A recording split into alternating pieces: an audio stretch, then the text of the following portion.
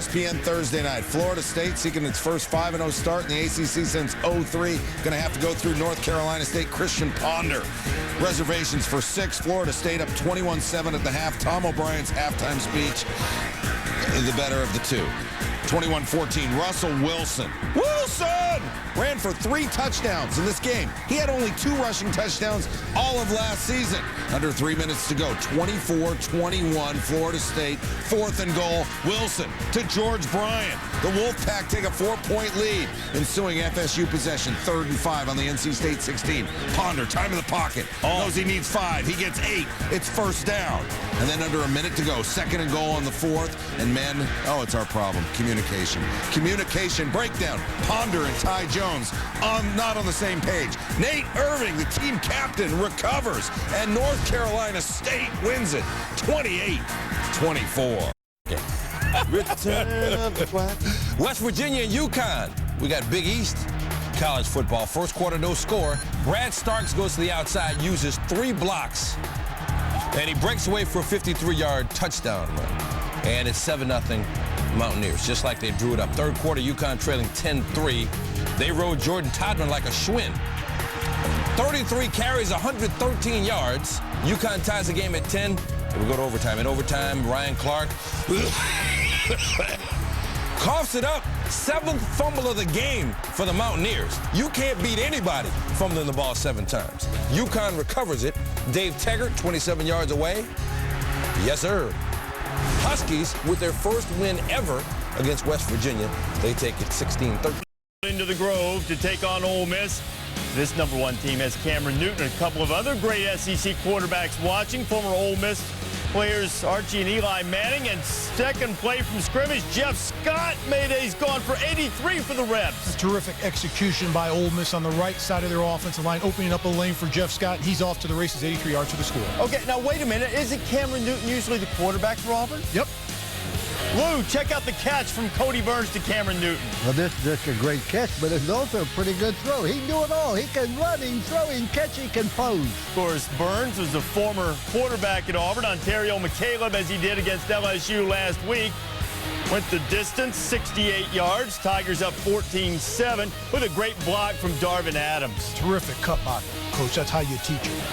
Second quarter, Auburn up 17-14. Newton, he didn't run much in this game, but he threw it well. Darvin Adams, Auburn up 24-14. Worth another look. Watch Adams just use Jeremy McGee here, Luke. Just a nice in and out move there. The ball's thrown right on time. They've worked on that in practice an awful lot. They've had good at timing. Ole Miss drove for another field goal, 7-point game. How many safeties? None.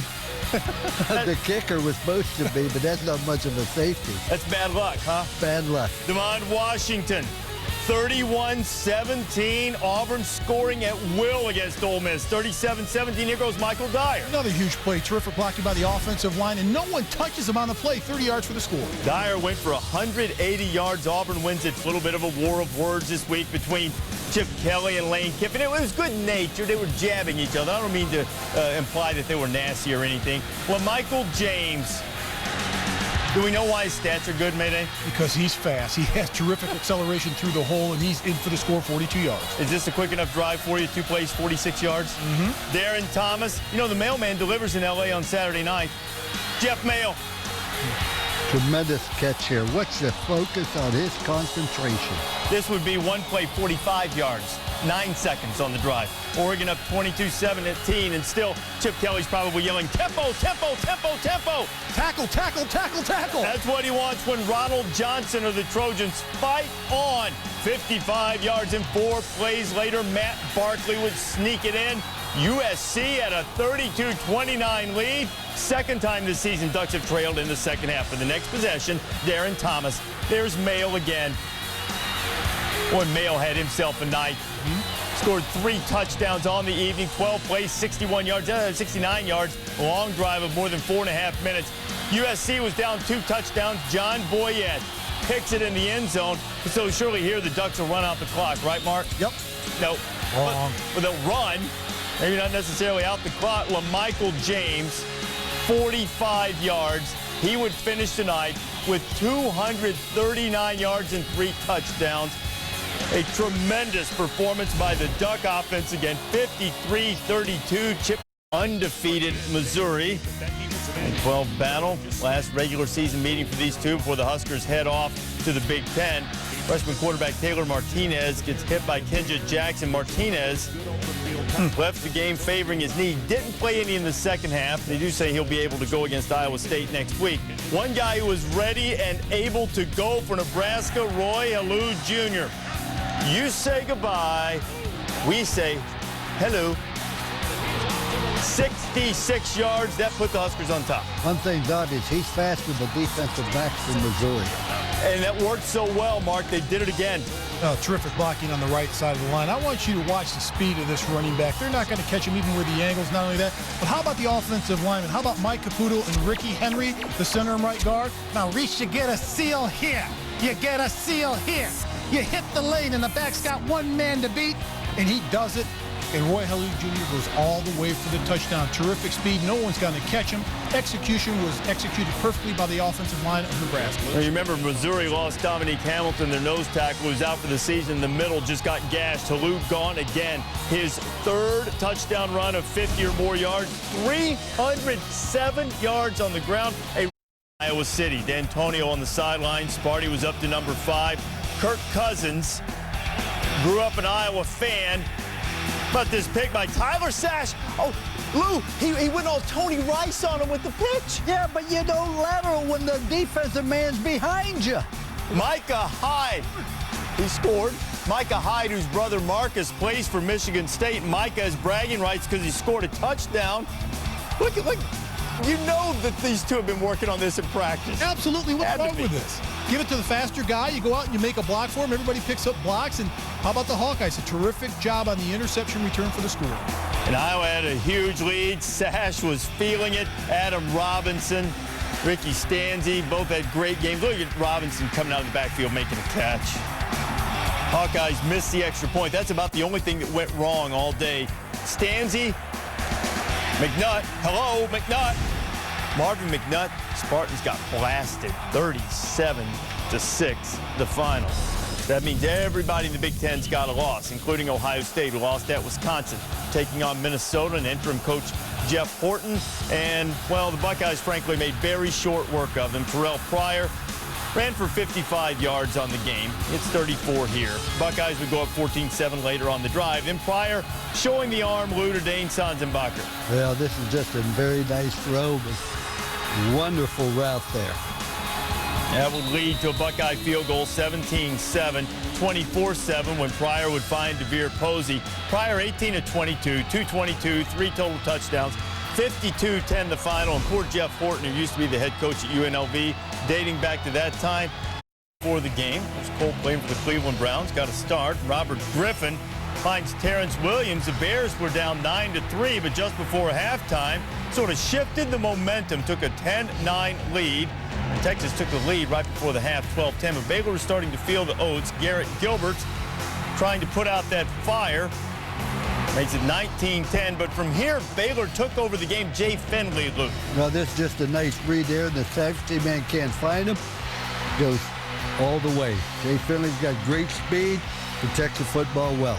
116 yards on the night, 69 on that run. 2-point game. Next possession for the Horns. Greg Smith.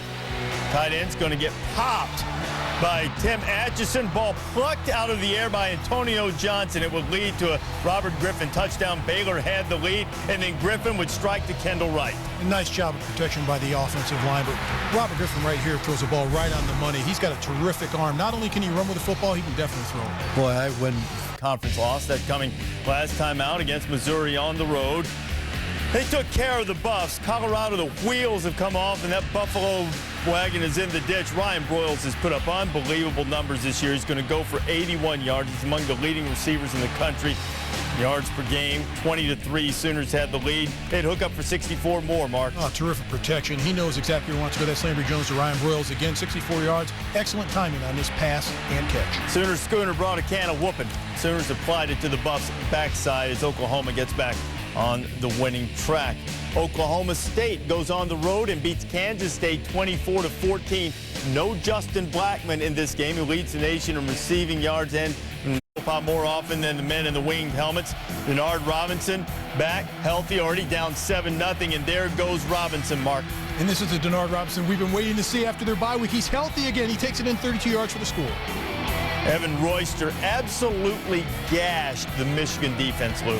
No, he really did. You know, it's okay to have your car in a dish as long as you don't run it over the cliff. But I tell you, Michigan had serious problems on defense as if the country didn't know.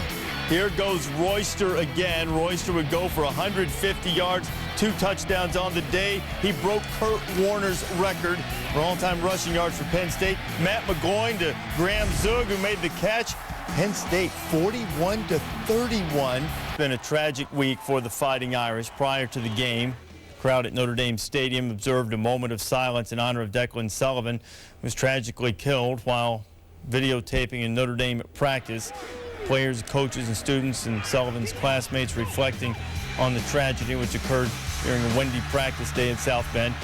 Notre Dame was down 7-0. Dane Christ escaped the rush, went for 29 yards, but on the hit at the end of the play, injured his left knee, a ruptured patella tendon. He is done for the season.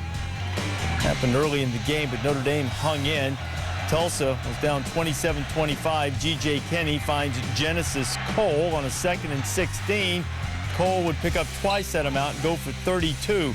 Later in the drive, Kevin Fitzpatrick did a 27-yard field goal. Tulsa converted a 3rd and 26 on this drive. The ensuing Notre Dame possession, they're well within field goal range, but the freshman Tommy Reese, who had a pretty good day, was looking for Michael Floyd. John Flanders intercepted. Notre Dame was well within field goal range. Instead, they lose. Luck has the better supporting cast this year. Luck's certainly very capable on his own. He actually came into this game, Mark, with 1 more rushing yard on the season than Locker, who's better known as a runner, but there goes Andrew. And coming in the game, he averaged over 7 yards a carry, but he shows his wheels right there. Terrific athlete in Andrew Luck. 3rd and 20 for Washington. Take a look at Stanford's Matthew Masafilo. Well, he lost his headgear. They didn't stop him from forcing Jake Locker down. The Huskies would end up punting after a Stephon Taylor touchdown. Keep an eye on number 44, Chase Thomas. He lost his headgear. Why are these headgears coming off, Lou? They're not buckling. They're strapping them up tight enough. I have no idea, but I'll tell you this. Luck was lucky to be playing Washington's defense. Andrew Luck, another solid day, threw for 192 yards as Stanford wins easily 41-0. Arizona plays Stanford next week, but Matt Scott and the Wildcats, Scott in there for the injured Nick Foles, they had their hands full with UCLA. Scott finds Jerron Kreiner. Jerron Kreiner is one of the best wide receivers in the country. We don't hear enough about him. Here he makes a big play each and every week, comes up with a huge game for Arizona. He ought to be in the Biletnikoff discussion for sure, along with Blackman and some other guys. Richard Breho, a little trickeration to Josh Smith, who is coming back from a 1-game suspension, according to many reports, not confirmed by UCLA, but published reports it was for a failed drug test. Mike Stoops had to reach into the bag of tricks to make sure UCLA didn't get the ball back late. Jake Fisher on the fake punt and kick a field goal, and Arizona would win it 29. Teams have had their struggles this year. Urban Meyer has his team, that's not Urban, but his team, they're on a 3-game losing streak. Trey Burton. What's Trey Burton going to do when he takes his He's going to run the ball. Read your scouting report, Georgia defense. He doesn't throw. He's in the wild. Gator, he's going to run. Gators take a 31-24 lead. A.J. Green. Amazing catch. Janoris Jenkins has him pretty well covered out. Man, oh man, is that guy unbelievable. He really is. He is an unbelievable receiver. Look, 3rd and goal, Lou. There's 3 Gators around him. Well, Georgia's a bit different football team with him. Went to overtime, tied at 31. Georgia 39 on the 24. Murray, he was looking for A.J., and A.J. got cleaned up, and Will Hill score? Will Hill keep running? Will Hill, yes, touchdown, no, not touchdown. Take another look. Look how close this is, Mark. Right there, steps out of bounds. And remember, it's overtime, so it's not as if the Gators get the ball on the doorstep. They got to start on the 25, and from there, Chaz Henry, 37-yard field goal, ball game. Make it 18 out of 21 for Florida over Georgia as the Dogs fall below 500. Sort of makes the SEC East pretty clear-cut. It'll be South Carolina or Florida. Gamecocks taking on Tennessee, but they got a scare for a while. Tyler Bray, the freshman quarterback from Tennessee, came in, immediately threw a pick-6. Cocky looked to be in good shape, until Bray started going off Mark Denarius Moore first. Oh, terrific job of staying in the pocket and throwing that deep post pattern right on the money. Bray wasn't satisfied with that. He gave South Carolina one. He got one back, and then he got another one back with a dart to Gerald Jones. Tied at 24, a precious opportunity for the Vols to steal an SEC win, but Lou, Stephen Garcia, and Alshon Jeffrey. Well, this is what makes Jeffrey such a talent. He catches the ball, and a 15-yard pass, but because of his speed and elusiveness, he goes 70. 38-24, South Carolina, just for the record, now bowl eligible. Mississippi State wins its 7th by beating Kentucky 24-17. Now the Dogs get a week off before they go to Alabama. And Arkansas, they're on their way to South Carolina. They hammered Vanderbilt. Make the same argument for Utah. Utah taking on the Air Force Academy on the road. Another potential roadblock on a Saturday for an undefeated team. Jordan Wynn, Luke Matthews, Utah up 21-10, but the Falcons come roaring back. Mark, Tim Jefferson to Kyle Halderman. And a terrific pass right here. A wide open wide receiver is going to take it in for the score. All right, 4th and 4, Lou. Option team. You running the option to try to convert a 4th and 4 late in the game? Absolutely. You got to believe in it. Asher Clark, Utah swarmed it under. Falcons 0 for 3 on 4th down. Utah survives and advances to the match with who's going to jump up and get you in the ACC. Miami taking on Virginia in Charlottesville. Ja'Cory Harris throws a pick. Chase Minifield got it. Chase got a couple of them on the day. He wants a helmet sticker. Ja'Cory Harris just got stuck by John Kevin Dulce. Harris stayed on the ground for several minutes before being helped off, and he would not return.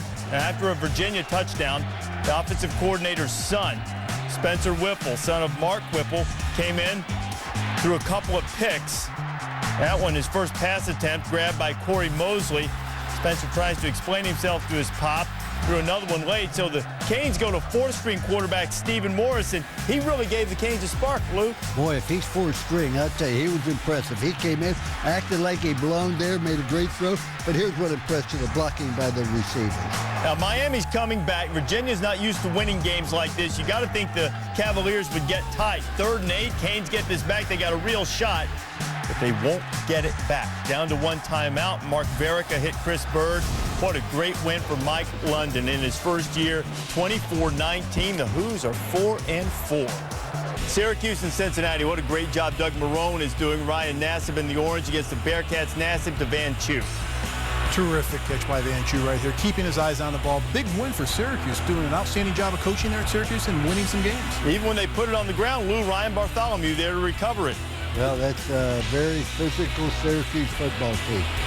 And Nassib would find Antoine Bailey, and Syracuse would roll over the reigning Big East champion Bearcats, who suddenly fallen on hard times. They're 3-5. They might miss a bowl. Syracuse, meanwhile, still needs